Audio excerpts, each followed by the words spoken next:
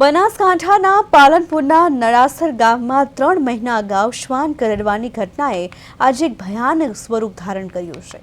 ખેતીકામ કરતા એક યુવકને હડકાયું શ્વાન કરડ્યાના 3 મહિના બાદ હડકવાની અસર દેખાતા શ્વાન જેવું વર્તન કરી રહ્યો છે। યુવક દ્વારા ગ્રામજનો અને પશુઓ પર હુમલો કરવામાં આવતા સમગ્ર વિસ્તારમાં દહેશત ફેલાઈ। યુવક 4 પગે શ્વાનની જેમ ચાલતો હોવાના દ્રશ્યો પણ સામે આવ્યા છે અને લોકો સ્તબ્ધ થઈ ગયા છે। સ્થિતિ કાબુ બહાર જતા ગ્રામજનોએ યુવકને સુરક્ષા ખાતર દોરડા વડે ઝાડ સાથે બાંધ્યો। પોલીસની હાજરીમાં 108 મારફતે યુવકને સારવાર માટે પાલનપુર સિવિલ હોસ્પિટલ ખાતે ખસેડવામાં આવ્યો છે।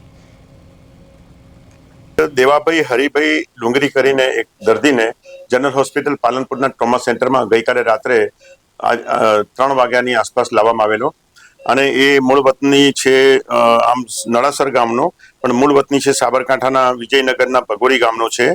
એને ગઈકાલે સાંજે 10 વાગ્યા રાતના 10 વાગ્યા પછી ખબર પડી કે એને હડકવાની અસર થઈ છે અને એના લીધે બધા ઉપર એટેક એની વાઈફ ઉપર અને બીજા બધા સંબંધીઓ ઉપર એટેક કરતો હતો।